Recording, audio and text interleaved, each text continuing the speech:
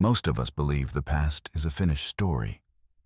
What happened has already happened, and the memories we carry are simply records of our personal history. We imagine the past like a book that has already been written, sitting quietly on the shelf behind us. But modern neuroscience is beginning to reveal something surprising. Your brain does not store the past like a completed book. In fact, your brain rewrites the past every time you remember it. Each time you recall a memory, an old conversation, a mistake you once made, or a relationship that ended, your brain does not simply open that file and read it again. Instead, it opens the memory, edits parts of it, and then saves a slightly different version. This means something important. The past you carry inside your mind is not completely fixed. It is part of a living feedback system between memory, emotion, and the person you are in the present moment. Imagine something simple. Two people experience the exact same event. Years later, when they tell the story, each one remembers it very differently. One person might remember the event as a painful failure, while the other sees it as the moment that pushed them to grow. The event itself was the same, but the past they live with is different.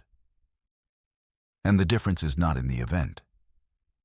It lies in how their brains continue to rewrite the memory over time.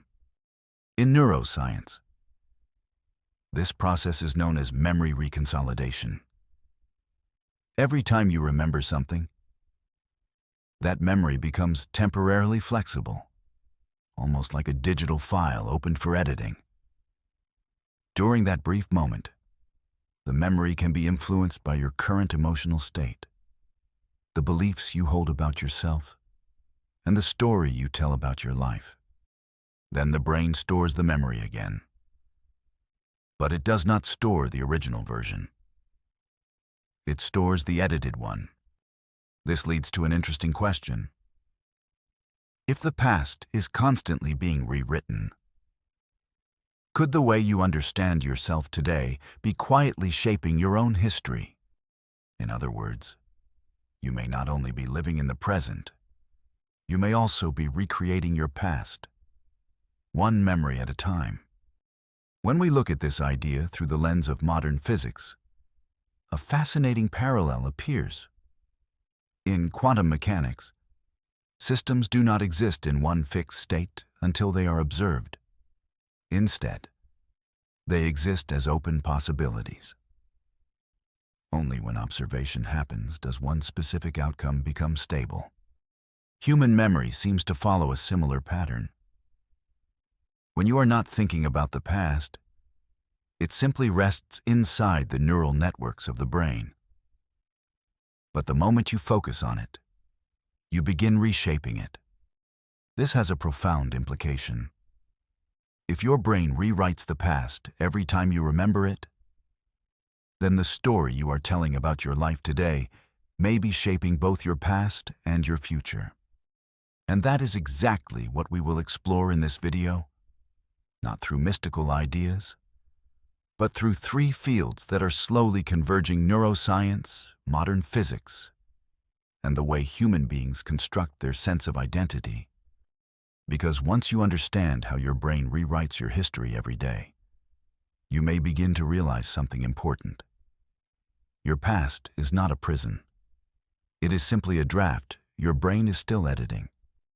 To understand why our memories are not fixed, we first need to understand how the brain actually works. Many people imagine the brain like a camera, recording events exactly as they happened and storing them in a giant archive. But the brain does not work that way. It was never designed to store the past perfectly. It was designed to predict the future. In modern neuroscience, the brain is often described as a prediction machine.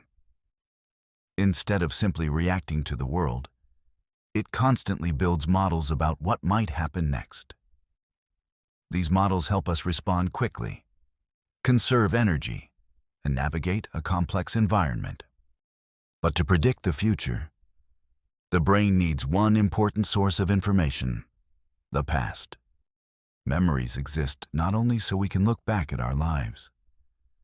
They exist so the brain can learn patterns.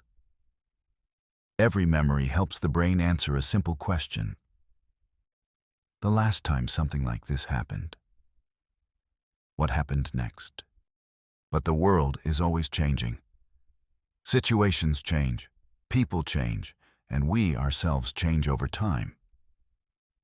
If the brain stored memories as fixed recordings, its predictions would quickly become outdated.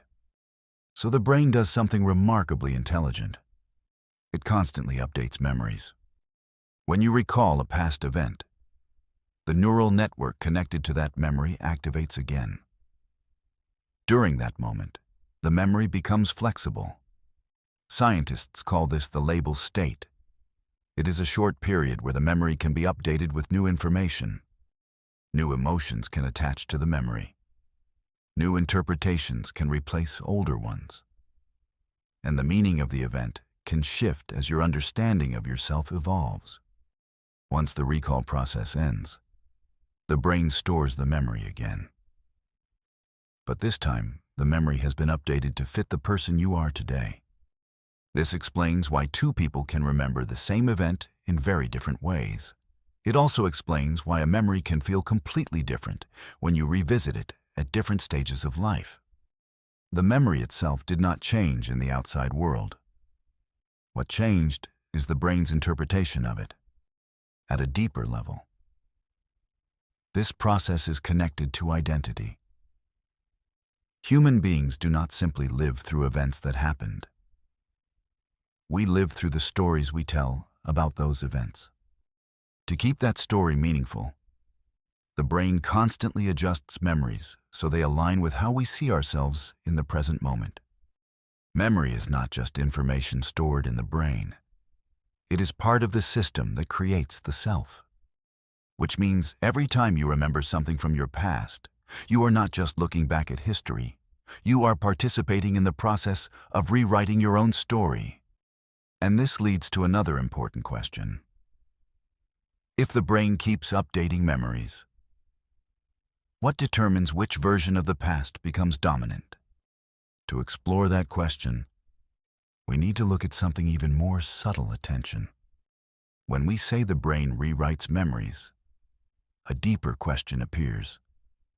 What determines the direction those memories take? Why do some people look back at the past with gratitude and growth, while others carry the same memories with heaviness for years? Part of the answer lies in attention. Attention is not simply the act of concentrating on something. In the brain, attention acts as a filtering system. Every second, millions of signals enter your nervous system. Sounds, images, thoughts, emotions, and memories are constantly moving through the brain. But the brain cannot process everything at once. It has to choose what deserves focus. And what the brain repeatedly chooses to notice gradually becomes the reality you experience. A structure in the brain known as the reticular activating system, or RAS, plays a major role in this process. The RAS acts like a filter, constantly deciding what information should reach your conscious awareness and what should fade into the background. If you are focused on a problem, the RAS will highlight everything related to that problem. If you are anxious, the brain will begin noticing signals that confirm your worry. But when you are calm and open, the same system begins to recognize opportunities and possibilities that were always there. Interestingly, this filtering process does not only affect how you see the external world, it also affects how you remember the past. When a memory is activated, the brain does not simply replay the event like a movie. It reconstructs the emotional context around that event. And your attention in the present moment influences which parts of the memory become stronger. If you focus on what you lost, the memory may return with regret. But if you focus on what you learned, the same memory can be stored again as growth. Over time, this creates a feedback loop. Attention shapes memory, and memory shapes how you see the present. At this point, a fascinating metaphor from modern physics becomes useful. In quantum mechanics, there is something known as the observer effect. When a system is not being measured, it exists as multiple possibilities. But when observation occurs, the system stabilizes into a specific state. Human life is not a physics experiment, but the metaphor is helpful. When you direct attention toward a memory, you are not just revisiting it. You are participating in shaping it. Your attention acts like a beam of light in a dark room. The room contains many objects, but you only see clearly what the light touches. Over time, the parts of experience that receive the most attention become the dominant pieces of your life story. This is why two people can carry completely different personal narratives while living in the same world. Each person is illuminating different parts of their experience. And when this process repeats for many years, it does more than shape memories. It shapes identity. You begin to believe that the story you remember is the complete truth of who you are. But in reality, it is simply the version of the past that your attention has reinforced over time. And once you realize this, something interesting becomes possible. If attention filters both memory and perception, then changing how you direct your attention can slowly change how you experience your life. Not by denying the past, and not by pretending difficult events never happened, but by understanding that the story you tell about the past is not the only version that can exist. And when that perspective begins to shift, something else begins to shift as well. Your reactions in the present. Because if the past is not completely fixed, then the patterns you believe are simply who you are may not be as permanent as they seem. And that is where the loop of the past can begin to break. If memory is constantly being revised, and attention shapes how we remember the past, then a familiar pattern in human life begins to make more sense. Many people feel as though they are living through the same kind of experience again and again. Some keep meeting the same kind of partner in a different face. Some fall into the same type of disappointment in work, despite changing jobs, cities, or circumstances. Others notice that even when life on the outside changes, the feeling inside remains strangely familiar. At first glance, this can feel like fate.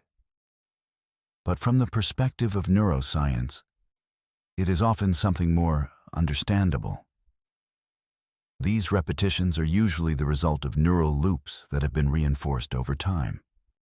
Every time you experience a strong emotion, anxiety, shame, rejection, disappointment, or fear, the brain links thoughts, feelings, and behaviors into a pattern.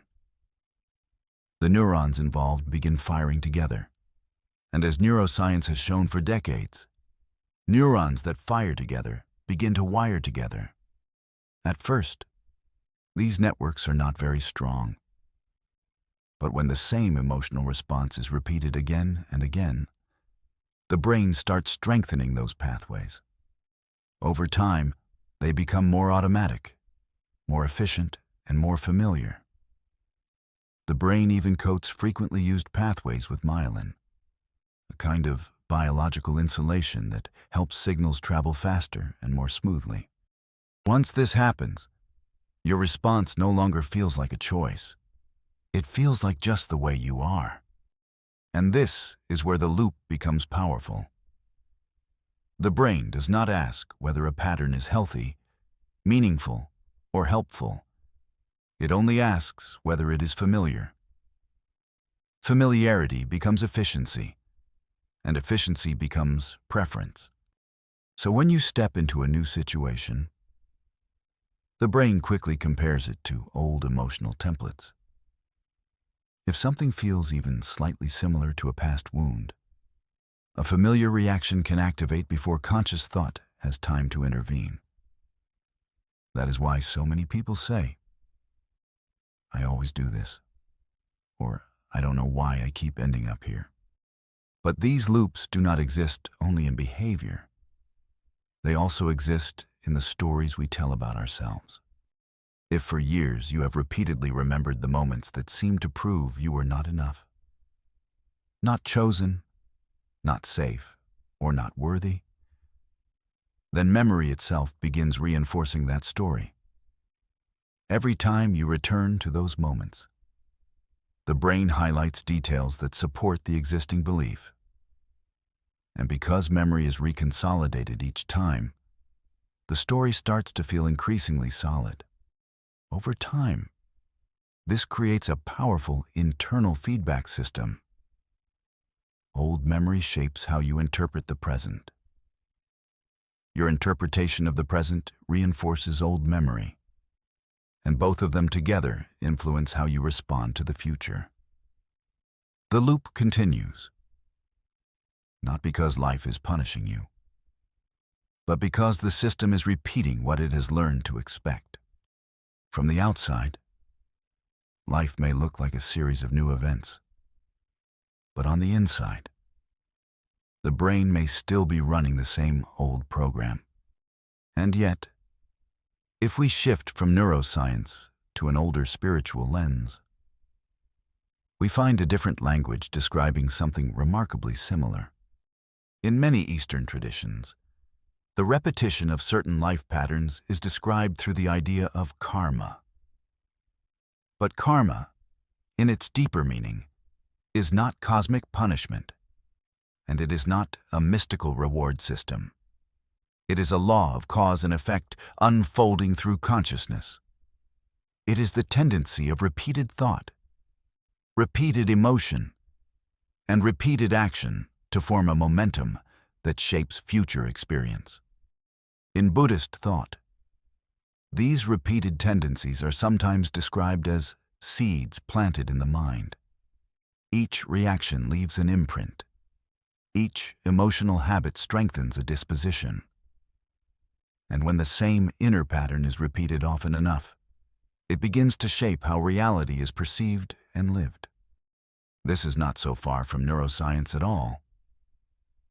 What science calls reinforced neural pathways. Spiritual traditions often describe as karmic tendencies. Two different languages, perhaps, but both pointing to the same truth. What is repeated becomes easier to repeat again. From a spiritual perspective, when a pattern has not yet been understood, life often seems to bring it back in new forms. Not as a punishment, but as an invitation. The same lesson can reappear through a different relationship, a different loss, a different conflict, or a different season of life. From the outside, it looks like coincidence. From the inside, it may be the return of an unresolved pattern asking to be seen more clearly. Many traditions suggest that life will continue repeating a lesson until consciousness changes the way it meets that lesson. In modern terms, we might say the loop continues until the response changes, until awareness interrupts the old pattern, until the familiar reaction is no longer the only one available. And that is the turning point. The loop is not broken by force. It is not broken by self-judgment. And it is not broken by pretending the pattern does not exist. It begins to break the moment you truly see it. The moment you recognize that your familiar reaction is a learned pattern, not the deepest truth of who you are. A small distance opens between you and the loop. And inside that small distance, something new becomes possible.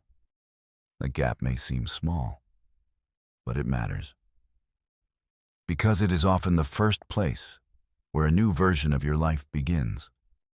In the final part, we return to the question at the heart of this entire journey. If the brain is constantly rewriting the past, and if the loops of life are reinforced through memory and attention, then what happens when you begin to look at your past differently? Because sometimes the thing that changes a person's future is not what happens next. It is the way they finally understand what has already happened. By this point, you may begin to see your past a little differently, not as a fixed chain of events lying silently behind you, but as a living system in which memory, emotion, and attention continue to interact. Neuroscience shows us that every time you remember something, the brain reconstructs it. Certain details become more vivid, certain feelings become attached, and the meaning of the event can shift over time. This means your past does not live only in history. It lives in the way you continue to interpret it. In Eastern philosophy, this same truth is described in another language. Human beings are said to carry mental impressions, seeds of past experience that continue shaping perception and behavior. When these seeds are fed by repeated attention and emotion, they keep influencing the course of life. And when awareness changes, some of those old seeds begin to lose their force. Two different languages, but one important insight. We are not shaped only by what happened to us. We are shaped by the way we continue carrying those experiences within the mind. And that opens a profound possibility. If memory is constantly being reconstructed, and if attention helps determine how memory is stored, then the way you look at your past today may be quietly changing the direction of your life. Not by erasing what happened, not by pretending everything was fine, and not by forcing yourself into false positivity, but by understanding that the past only keeps its power when it is repeated as a story that cannot change. The moment you begin to see your patterns more clearly, your familiar reactions, your old interpretations, your reflexive conclusions about who you are, something subtle begins to happen. You stop being completely fused with them. And that matters. Because the moment you can say, "This is a pattern my brain has learned," instead of "This is simply who I am," a small space opens inside you. And inside that space, freedom begins. Not freedom to control everything that happens in life, but freedom to stop answering life in exactly the same way as before. From the perspective of science, this is the moment when new neural pathways can begin to form. From the perspective of spirituality, it is the moment when a karmic cycle can begin to loosen. And from the simple perspective of everyday life, it is the moment you realize your story is not over. The past is not a sealed book. It is more like a manuscript your mind has been editing for years, memory by memory, meaning by meaning. So perhaps the deepest question is no longer, "What happened to me?" Perhaps the deeper question is, "How am I telling that story now?" Because sometimes the most powerful shift in a human life does not happen when external circumstances suddenly change. It happens when a person begins to understand their past in a way that makes the future feel wider. And maybe that is where real change begins. Not in denying the past, not in escaping it, but in meeting it with enough clarity that it no longer has to repeat itself in the same form. And when that happens, something quiet but profound takes place. The past stops being a prison, and it becomes a teacher you no longer need to fear.